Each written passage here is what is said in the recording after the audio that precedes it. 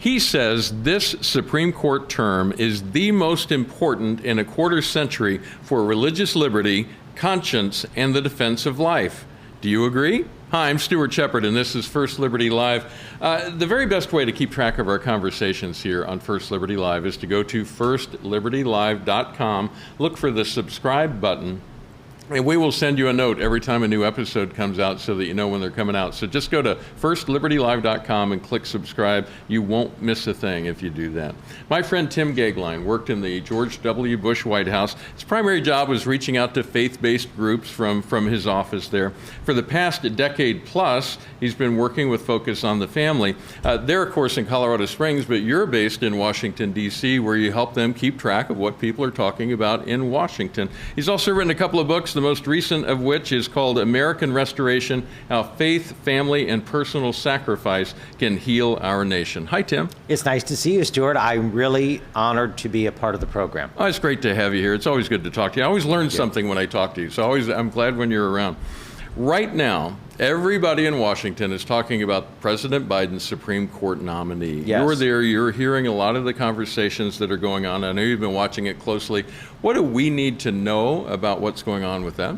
I think we need to know three things. Okay. The first thing we need to know is that on the domestic side, for any president of either party, the most important thing that they do with the longest lasting impact is their Supreme Court nominees and their federal judicial nominees. Absolutely. That's first. Yeah. Secondly, in this specific case, Judge Brown Jackson, she's 51 years old. She clerked for the retiring Justice Breyer. He's 83. If she serves at the age of 51 up to the age of 83, like her mentor, she will be on this court until 2054. Wow. That gives us a sense of things, doesn't it? It really does. Yes, and the third thing is the following.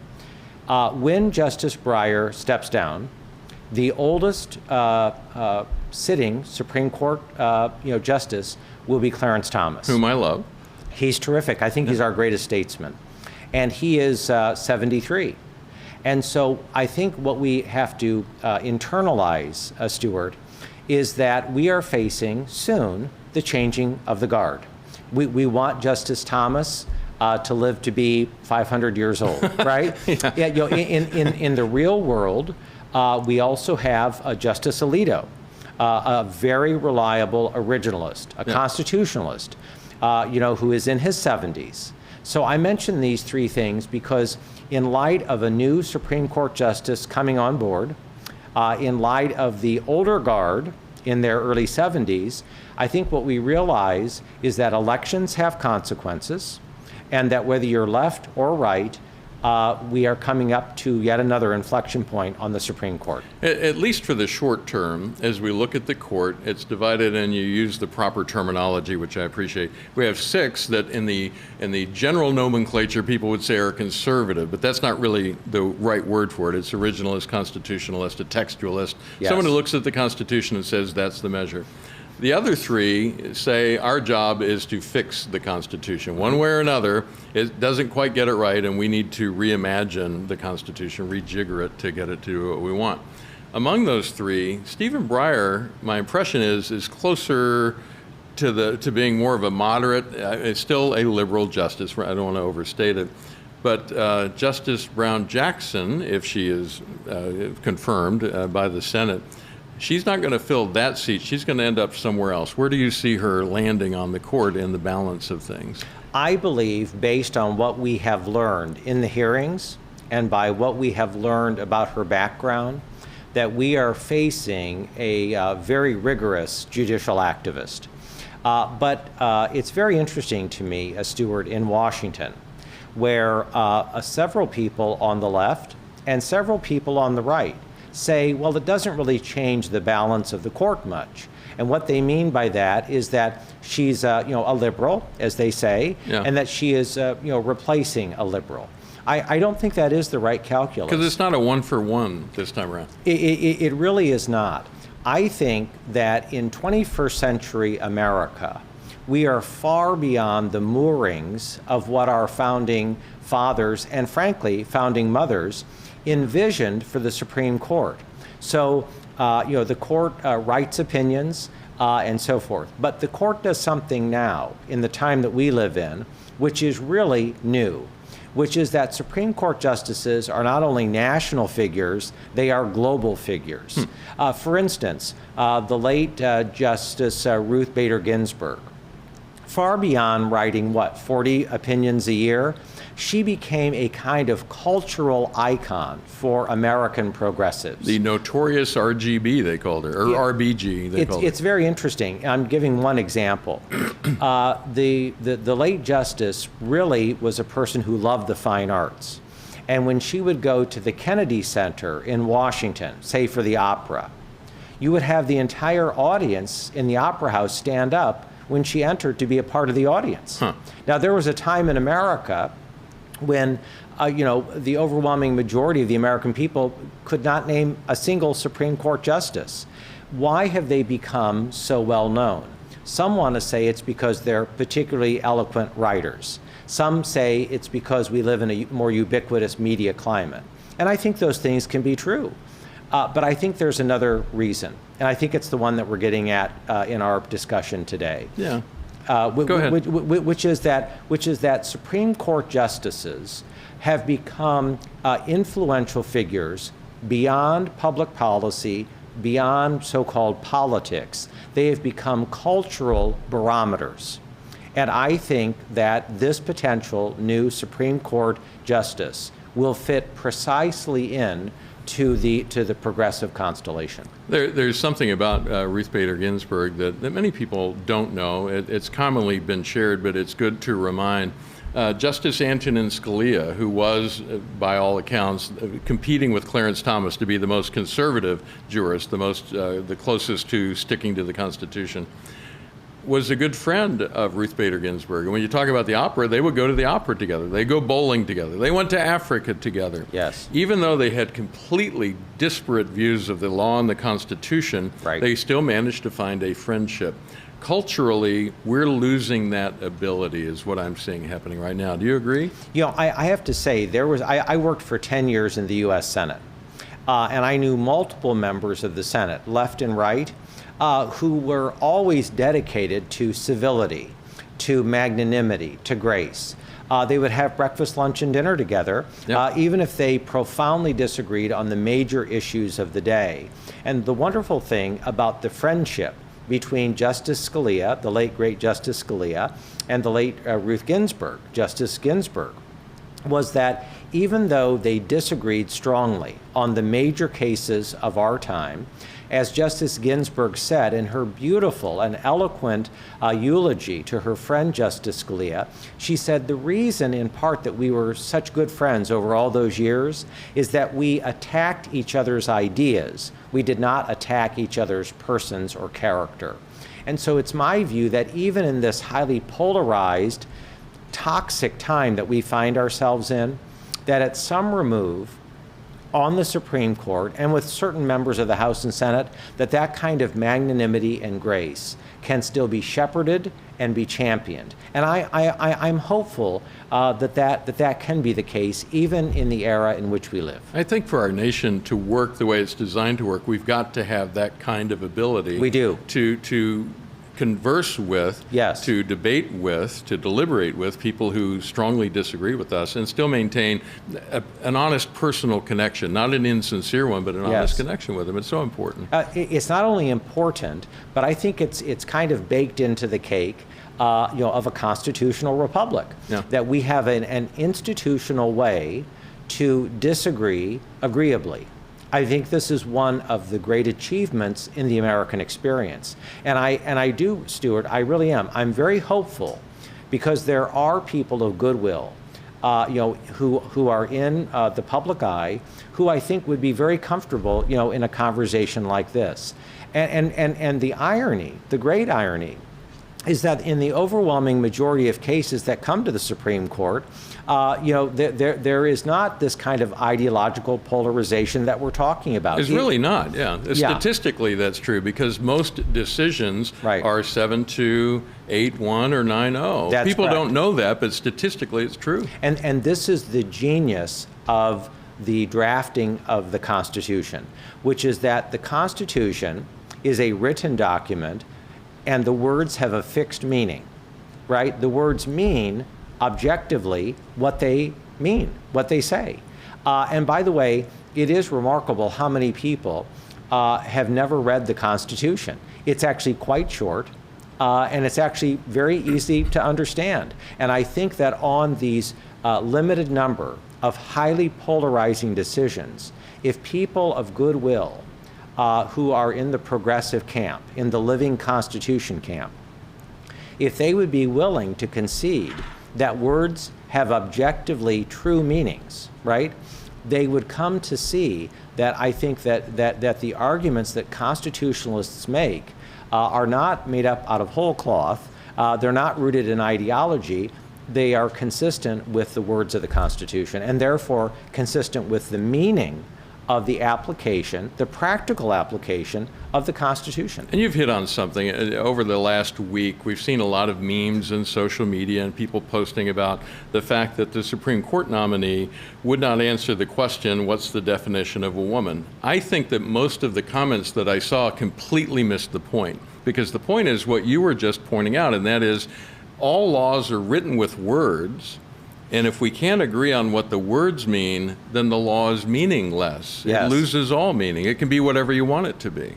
May I tell you, if we were not on this great conversation, right, if we were not talking about the Supreme Court, we were talking about, some other topic, let's say, right, I think if you were to ask me, right, far beyond public policy, right, what is the toxin that is driving so much of the polarization that is at the heart of this dialogue? Yeah. I would say it is a form of moral relativism. I think moral relativism is the cancer of our time. I might say it another way. I think that truth is the great casualty of our age. If we cannot, as people of goodwill, left and right, agree objectively, right, that there is an objective truth, right, that there is a practical application in the public square of objective truth. If we can agree on that, I think that we can look at this chasm in public life in America, which is very often cultural before it is political.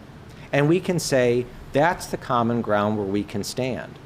So, I'm hopeful, genuinely hopeful, that people of goodwill who may not agree with those of us who are constitutionalists, right, that people of goodwill will at least hear and listen to our arguments and then ask, is there a practical way objectively that we can apply that in these debates? And I think that it's a healthy sign when we drive public discourse in that regard.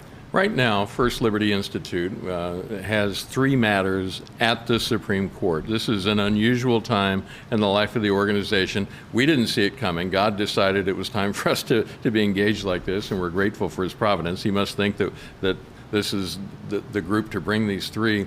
One has already been heard back in December. We're waiting on a decision. That's out of Maine, a school choice case. The Coach Joe Kennedy case, the coach who was fired after saying a quiet personal prayer on the 50-yard line by himself. Right. That finally, after years, is going to be heard at the Supreme Court very shortly. In fact, in April, we'll be taking First Liberty Live to D.C. We'll be talking to Paul Clement, who's the most experienced attorney ever to take cases to the Supreme Court. He's argued more than 100. We're going to talk to him along with Kelly Shackelford there. Then we'll be back in D.C. shortly after that. April 25th is the court date for Coach Kennedy. You say this term is the most important in the last 25 years. Yes. Why is that? I think you've outlined, if I may say brilliantly, why it is. The Coach Kennedy case is about far more, than a coach praying by himself. It surely is. Right, and I think that people, again, left and right, understand that. This goes to the very heart of religious liberty and the protection of conscience. It was the primary author of our Constitution is James Madison, who's also President of the United States. And Madison said that the most important property right right, is conscience. He wasn't talking about real estate. Yeah. He was talking about the cornerstone of our Constitution. I mean, think about that. The primary architect and author of our Constitution said conscience is the most important. I mean, unpack that for us. What does that mean? I think what it means is the following, that no government can compel you or me to violate our most deeply held moral and religious principles. This is inherently baked into the cake of the genius of the United States Supreme Court. Yeah. And this case, as you say, is a first liberty case. It is the premier case in the spring term of the Supreme Court, and it turns not just on the question of religious liberty, it turns ultimately on the question of conscience. I think this is a Madisonian case. You mentioned the case in Maine, and you know, how can taxpayer money, constitutionally, morally, legally, ethically, how can it be applied, you know, to so-called religious or faith-based education? I feel very confident that the Supreme Court is going to get this case right. Bosh, this is in the same term as the Kennedy case. Yeah. This is very important. There are other cases that you haven't mentioned. We have another case out of New England, you know, a Boston case, yeah. Very important religious liberty case. Coming down the road, we have a case that is rooted in the question of Harvard University and the University of North Carolina admissions process. This is a very, very important case. Probably will be the early part of next term, but it's already been accepted by the Supreme Court. And so my sense, strongly held, is that when you look at these admixture of cases for religious liberty and conscience, you realize that the court is no longer saying, you know, kind of almost predictably, no to conscience cases or no to religious liberty cases because they may be, in air quotation marks, you know, too controversial. I think rightfully they are accepting these cases, and I feel confident that the right side is going to prevail. So I think it's very important, and it's happening all in this term. Kelly Shackelford, my boss, has said many times now in front of groups of people that we are about to have more religious freedom restored to us than yes. any of us have ever experienced in our lifetimes. Yes. Things are on the precipice of changing in ways that we just can't even imagine. I think Kelly is exactly right, pinpoint accurate. And we also, to Kelly's point, marrying the cases I've talked about and then looking a little bit over the next mountain, right? In the next term, we have other major religious liberty conscience cases that I think are going to buttress what First Liberty Institute is doing successfully. And when you look at these contiguously, what you conclude is that, wow, for the first time in the last quarter century, you know, within one or two terms of each other, there is reason to be extremely hopeful, maybe more than, you know, in the last 50 years, quite frankly, about religious liberty and the fate of religious liberty in the United States. So I feel confident. So you've covered religious liberty and conscience. Yes. The third that you mentioned is innocent life. Unpack that for us. Yes. You know, the so-called Dobbs case, which arises from the state of Mississippi, can a state constitutionally ban abortion after 15 weeks? I think demonstrably the answer is that it can. And I think we're going to prevail on that question in the Supreme Court in this term. Relatedly is the Texas heartbeat bill, you know, using a bit of an unconventional method, right, but still fully constitutional. You know, what about heartbeat after 6 weeks? Is that constitutional? We're going to learn in this term whether that's the case. The overriding question is not necessarily, if I may say, the overturning of Roe against Wade. I pray that will happen. Or the upholding of the Dobbs case. I think it's a victory under either one of those rubrics. I mean, we who are constitutionalists, we have to learn to be patient. It sometimes takes a while. Yeah. But, and this is what I think is so crucial, built into Roe against Wade right? This infamous case that has given us 65 million abortions since 1973. Ultimately, Stuart, it rides again on the question of conscience. And how we understand the Constitution. Absolutely. Yeah. Yes. And I think that the way that we understand the Constitution is categorically simpatico with the way that First Liberty Institute thinks about healthy jurisprudence and what is possible in the 21st century. You know, I'm very much very comfortable.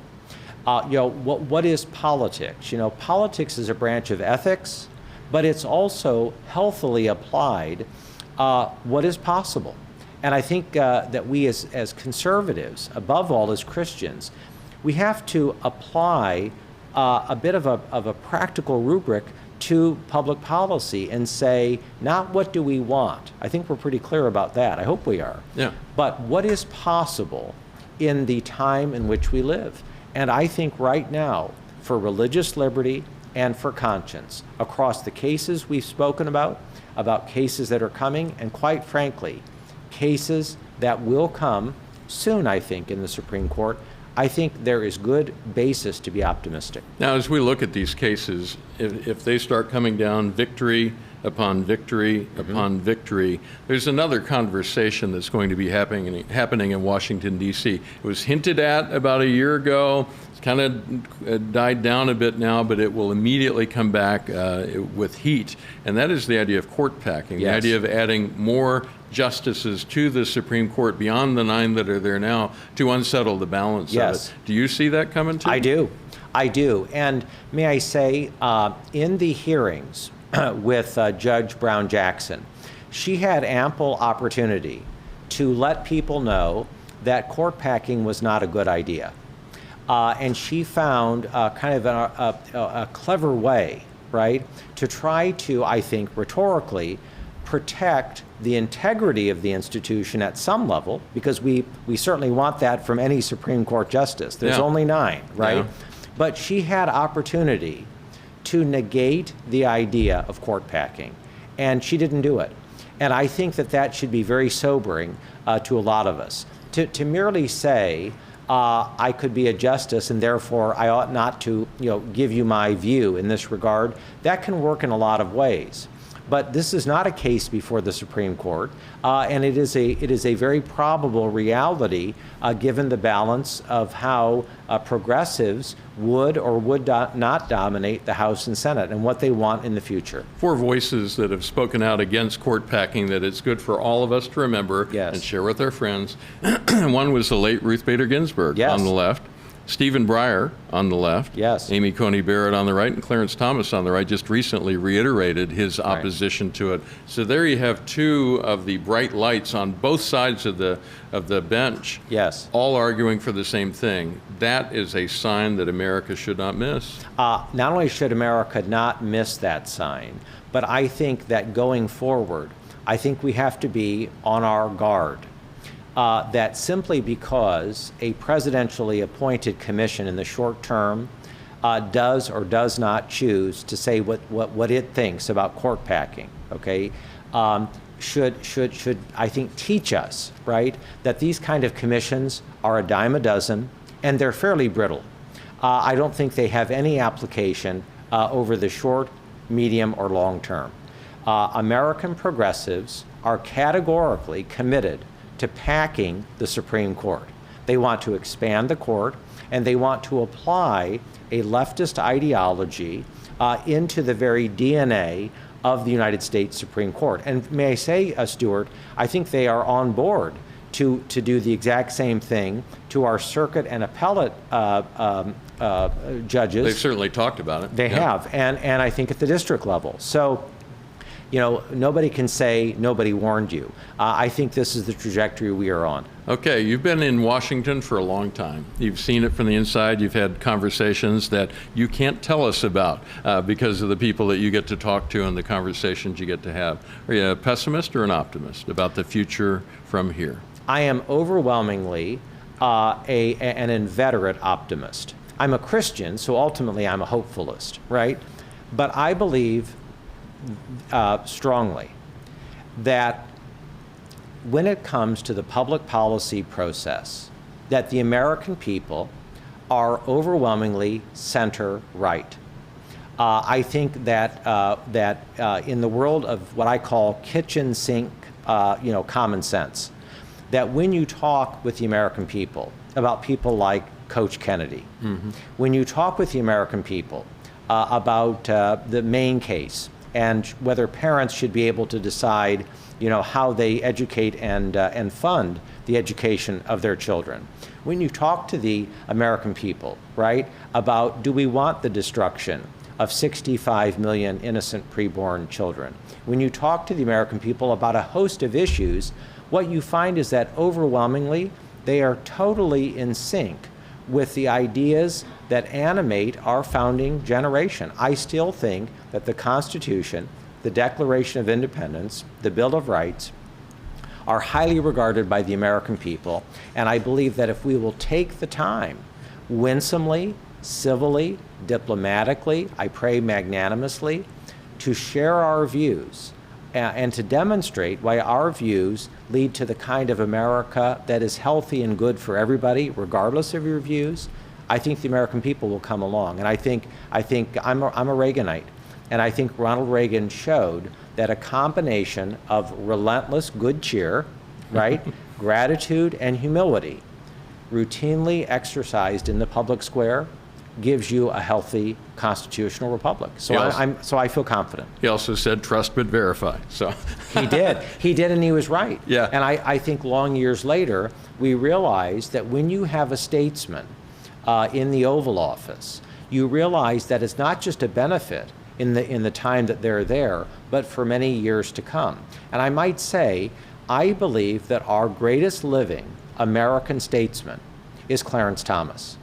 I believe that 31 years on the Supreme Court, through remarkable dissents and a kind of conviction and commitment to the permanent things, has set him in very good stead.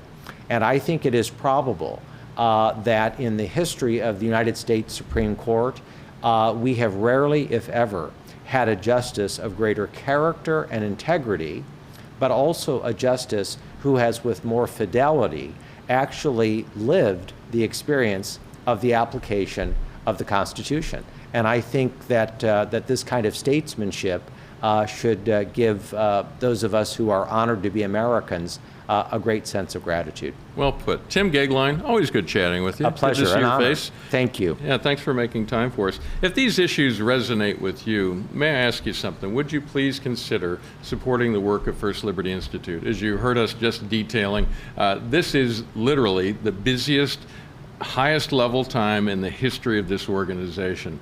We had our case involving the OSHA mandate go all the way up to the Supreme Court. We're waiting on the decision in the Maine school choice case. Joe Kennedy, Coach Kennedy's case is coming up next month. We have never been this busy at this high level in the history of the organization. And we're thankful that God has chosen to let us be a tool to take care of these things. But the only way we're able to do this, and this is key, none of the folks that I just mentioned will ever get a bill from us. That's our model. We don't charge our clients anything to represent them. We are only able to do that because of the steadfast and considerate donations of people like you who care about this as much as we do. So if this resonates with you, please look for the big red Give button at the top of firstlibertylive.com. Click on that. Let me just say thank you in advance for supporting the work we do. It makes a difference at a very high level, and we are grateful. We will see you next week right here on First Liberty Live.